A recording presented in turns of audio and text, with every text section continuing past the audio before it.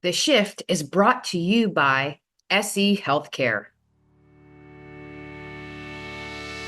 Welcome to The Shift. I'm Dr. Andrea Coyle.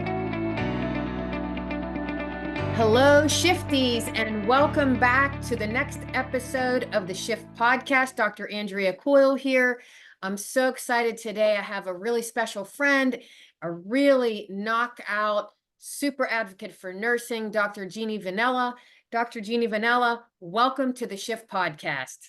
Well, thank you. It's great to be here. The word shift has been important to me for my entire career. I love it. And we've been trying to make this happen for months.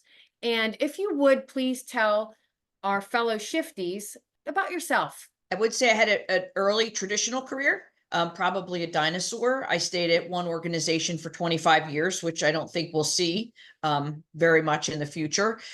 Traditional academic children's hospital, worked in the emergency department at various levels for 25 years.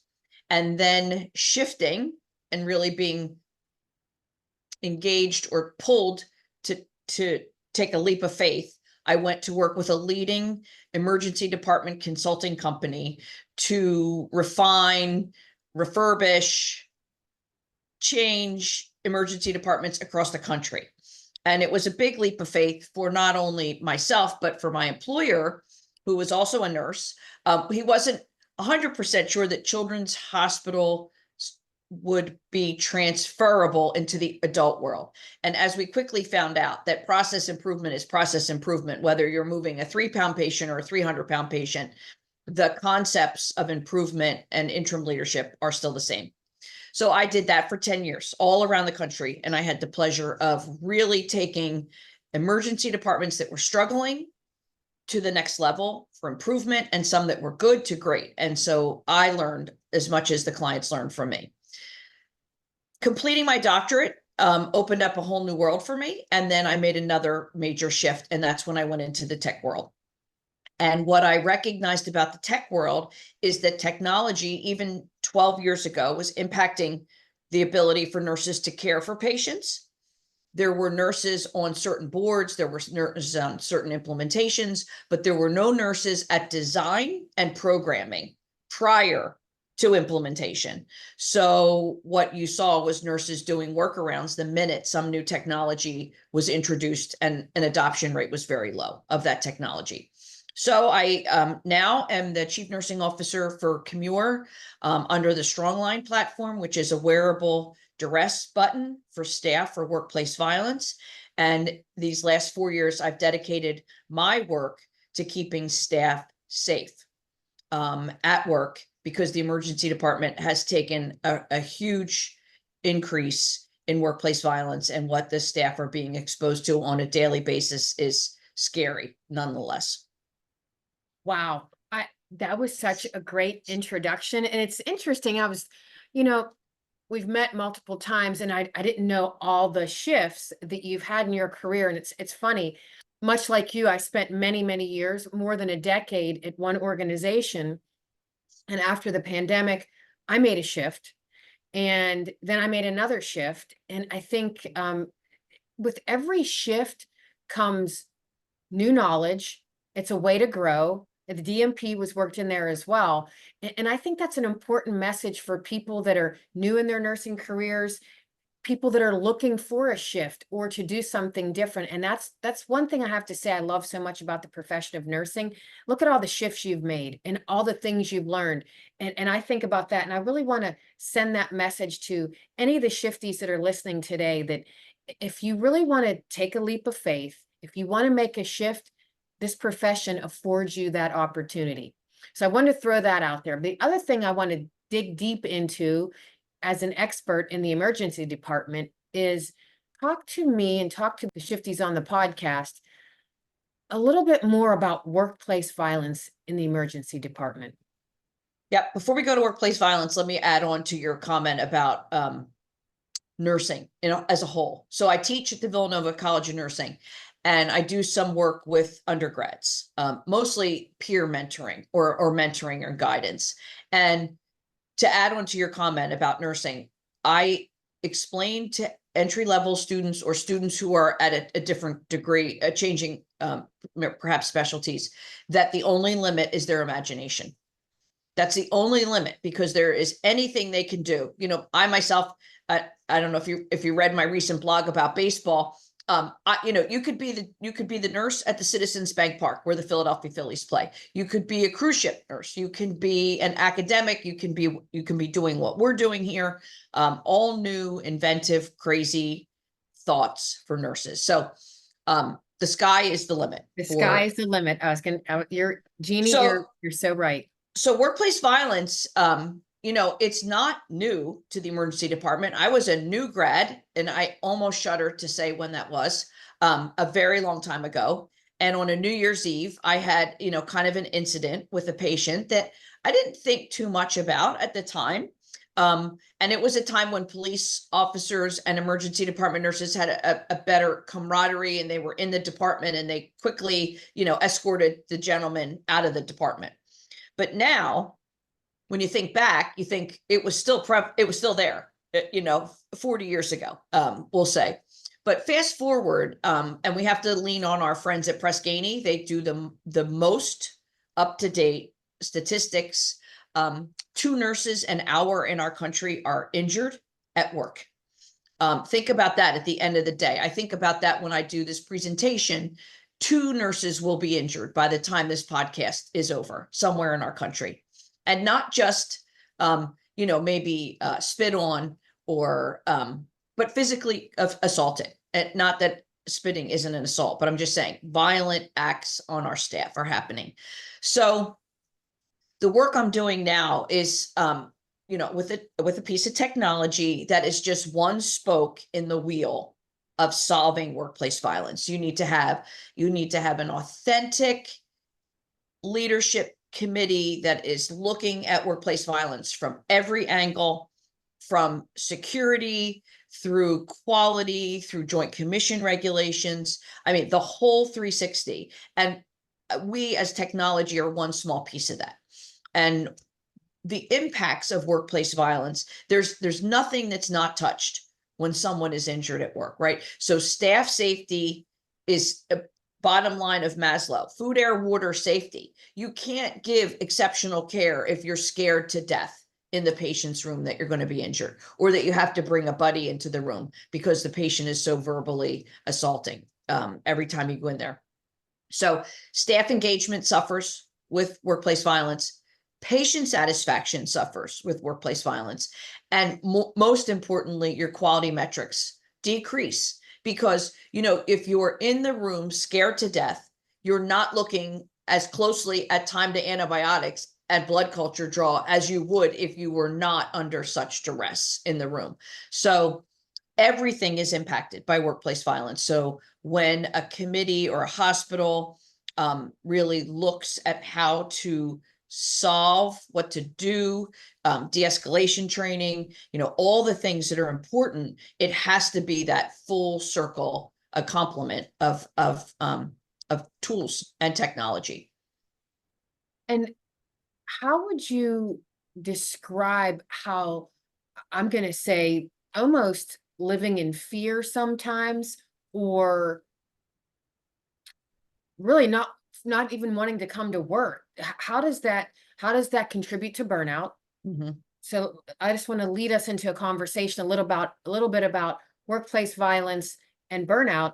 And what I've seen in my career, emergency departments often have mass exodus upon mass exodus. I worked in a level 1 trauma, Mm-hmm. and all of a sudden half your staff would flip out of the emergency department. And a lot of it was because of the workplace violence. Right. So if we could just start to talk about that and burnout. Yeah, it's goes back to that authentic leadership, right? So if you have a clear, transparent communication in your department and your hospital, then staff feel free to report.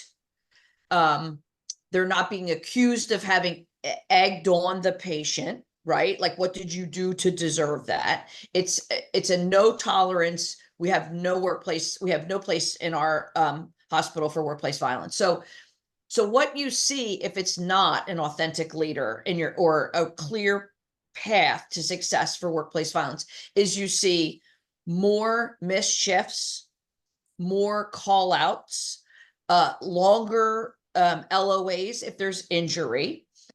There's a fear to come back to work. You see higher turnover. And we know in our country that 72% of all staff on night shift right now in our country have less than 2 years experience.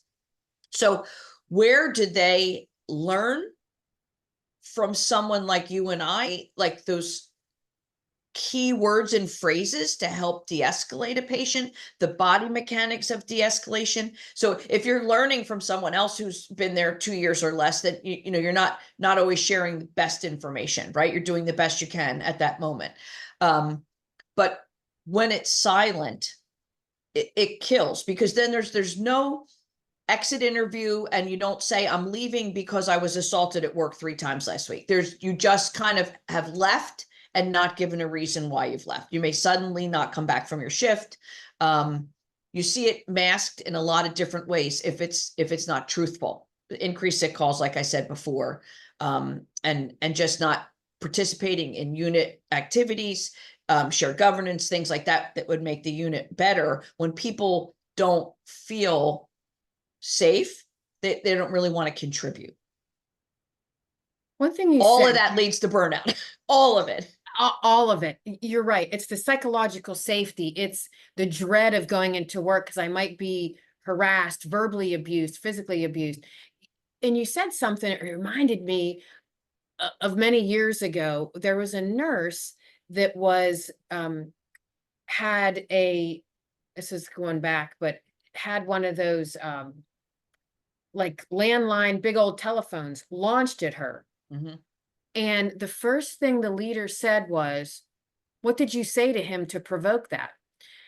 And that story hasn't left me, and I still remember it. And what can we say to our newer nurses, or any nurse for that matter, when a leader says that to you? What is a good response to that? Because that often nurses don't have the skill set to be able to come back and have a really purposeful, intentional thought when it's almost like it's your fault. Right. I think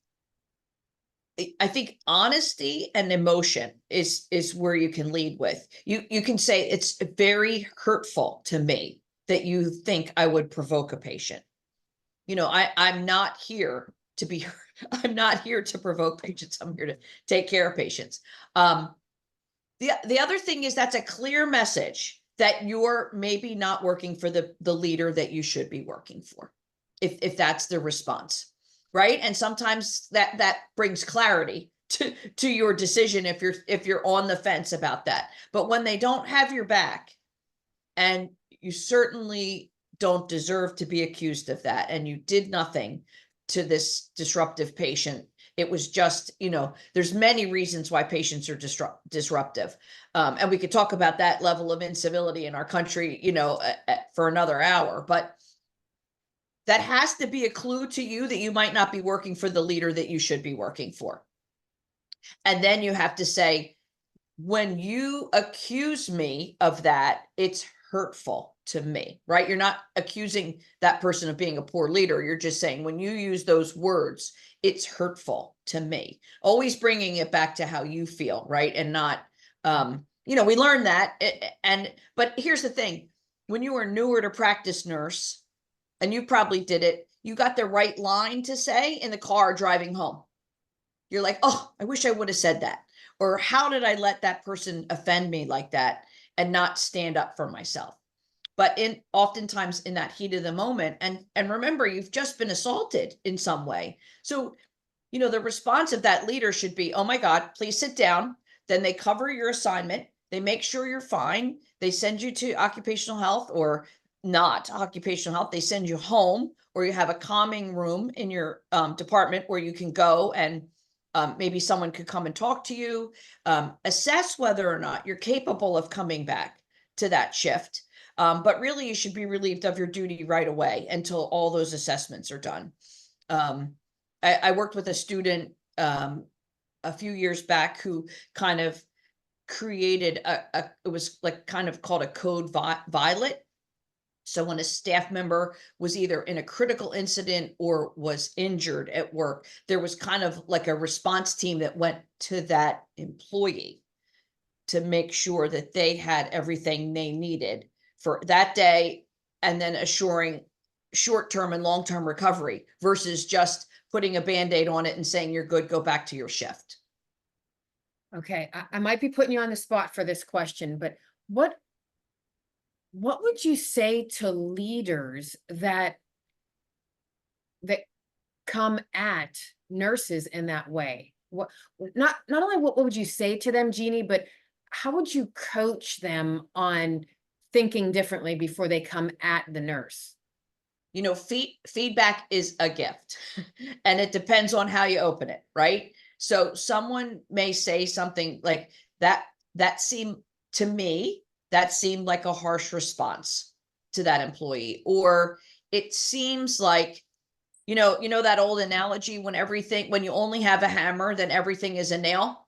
Like, Mhm. it seems like you need some more tools, some new tools.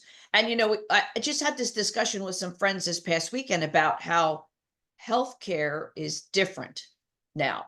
Every business is. I actually was talking to a surgeon and an attorney, and we were talking about how the emphasis is on keeping the newer to practice employees engaged. And so what about us crusty old timers? And the time to being a crusty old timer is gone, right? We are in a 6 generation workplace now. It used to be 3 or 4. If you can't, or your first response is always that the employee was wrong, then you need to look in the mirror and say, what's wrong with me? Um, I, I, I just think that we have to hold them accountable as much as we hold the newer to practice staff accountable. And somebody has to say that feedback. Boy, everything seems like it's a nail because all you do is hammer. I agree. And it's all about, to your point, courageous conversations. We have to be able to have courageous conversations, not just with our peers, but sometimes with the person that you report to. And some people receive it well and some people don't. And I had a really great mentor one time say to me, when someone gives you feedback, it's up to you to decide what you want to do with that Mhm. feedback. That's And you right. can either It's a grow from gift. the feedback, it's a gift. And and you really truly have a great friend, partner, peer, whatever the case may be, if they're willing to share that courageous conversation with you. Some of my best learning moments in my entire career have been from people that were courageous enough to say, "Oh, Andrea, did you think of it this way?" Mhm. Or, "Ooh, that was a little harsh." Whatever the case may be, biggest lessons learned and so valuable and a gift. And so That's I'm right. always appreciative when people are willing to do that. I have another question, Jeannie. Do you know off the top of your head, and you may not, are there states in the United States that if a nurse is assaulted in the emergency department, there is nothing can happen to the patient? There's no charges filed, or is Well, that a crime in every I state? think look at it the other way. I think there's only 1 or 2 states in the country. I think Texas is leading the way, where it's an assault, like Oh, I think a felony assault. Texas is leading the way. And that's one thing that I would guide the shifties listening to, is the Emergency Nurses Association is really taking advocacy to a new level with they do the day on the Hill at Capitol Hill with our state senators and Congress people, and they're pushing for not state legislation, right? Not state by state, but a kind of a universal assault legislation, I guess is the best way to do it, for staff. Now, there are some places where it's silly enough that if an emergency department staff member is injured, but a float nurse from the med surge floors down in the ED, it's not the same level because they're not really an emergency department. It's ridiculous, right? And you think about it, I told you already, 2 nurses will be injured by the time this is over. If one airline attendant is assaulted on air, we see it all on the evening news that night, right? And why doesn't that happen when a nurse is violently attacked in a hospital and breaks her arm or slashes their face or his face. We have to start to think about it in that same kind of respect, that it has to be no tolerance legislation, as strong as it is for the airlines. So I encourage you to look at the ENA webpage of what they're doing. The current president, Chris Dellinger, is really an advocate for workplace violence. It's been her platform. The new president starting in 2025, Ryan Oglesby, he also is an advocate, a former emergency department nurse, PhD educated, looking at ways to really advocate for their 50,000 members. And they are one, I should say they're only one group of nurses really that are really assaulted. Let's think about our behavioral health nurses. Let's think about our neuro ICU nurses. And then let's think about, all the healthcare workers that take care of the behavior challenged young adults and children who are injured, even though it may not be with an assault intent, yet they are still injured, by what they are facing every day at work. So we are one large group, but we know again from Press Ganey that the psych units and the ICUs are not immune to these difficulties in workplace violence. I think that's a really great point. And what I'd really love to do, Jeannie, is invite you back to the shift in a couple of months. And let's just continue to have this conversation. I think a lot of the information you shared is thought-provoking. The statistics are staggering. And as healthcare leaders, we've got to really make sure that we can keep our nurses safe. Absolutely. I mean, it's incredible. Typically, we end the podcast with a couple takeaways that we want to share with the shifties. So do you have any takeaways? Well, I think the takeaway, I think two things. We have to think about what I said about the practice numbers, the very high percentage of new to practice nurses, and how we respond in their onboarding, education, and our behaviors, right? We have to embrace youth, because we are going to want to retire at some point. And if we don't share our knowledge, right? So that's one thing that post-COVID, we had this giant wisdom walkout, right? Nurses my age, your age, all said, that's it. I'm going to go and I'm going to do X, Y, and Z. But that wisdom, that problem solving, that intuition, that guidance, that kind of permeated the units all left. And now we have new and younger to practice that don't have that to lean on. So I think we have to be very cautious, and I think we have to be very kind, and we have to always think about what we felt like when we were new to practice, and not ever let ourselves forget that, because the things that we're talking about today, workplace violence, technology, shifting, that's not part of our normal curriculum in education, right? And so you and I were both exposed to people that allowed us to think that way. So we have to continue to expose the youth in our profession today in that way. And that's why you and I met at conferencing. Like, I love conferencing. I know it's a little bit old fashioned, but I love being in the exhibit hall, feeling the energy, feeling the camaraderie and the networking, and meeting some of my older friends, but bringing along some youth with me so they can experience that kind of camaraderie at conferences. I agree with that. And I can't wait to see you in Las Vegas. We're going to be out there for ENA. It's going to be a great time to do exactly what you said. I think networking is really important in nursing, and understanding different perspectives and understanding what different people bring. And that this is true diversity and inclusion at its best. When we can get all these different perspectives and all these different skill sets together to make the world a better place, to provide better care for our patients, to encourage and influence our new to practice nurses. And so I just want to thank you. I'm so proud to call you friend, fellow nurse. I love your energy. I love your knowledge and your skill set. I can't wait for you to come back to the podcast. So thank you again. And Well, I it's been always my said that. pleasure. I love to talk about workplace violence. I know it's a terrible topic.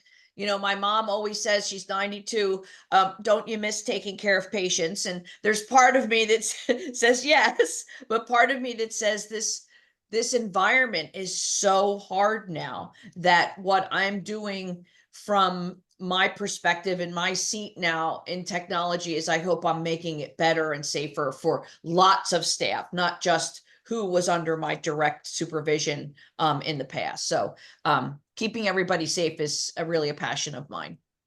And I love that you say that, Jeannie, because when I made the shift to work for SE Healthcare, which is a company laser focused on clinician burnout, I feel like now, because I am so passionate about this profession and I want all nurses to stay healthy and be safe, I'm just so passionate about bringing to light all the impact that burnout has on this great profession, but ultimately burned out clinicians, the impact it has on society. There's a societal impact, there's a financial impact.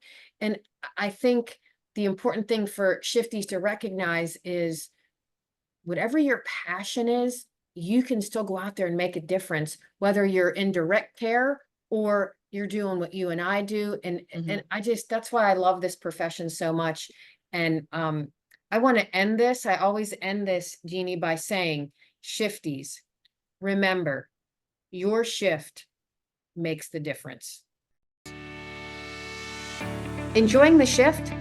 Help us reach more nurse leaders by rating and reviewing us on your podcast app. It takes just a minute, but makes a big impact. Search for The Shift, tap those stars, and share what you love. Your feedback shapes our future episodes and helps others discover us. Remember, rate, review, and amplify The Shift today.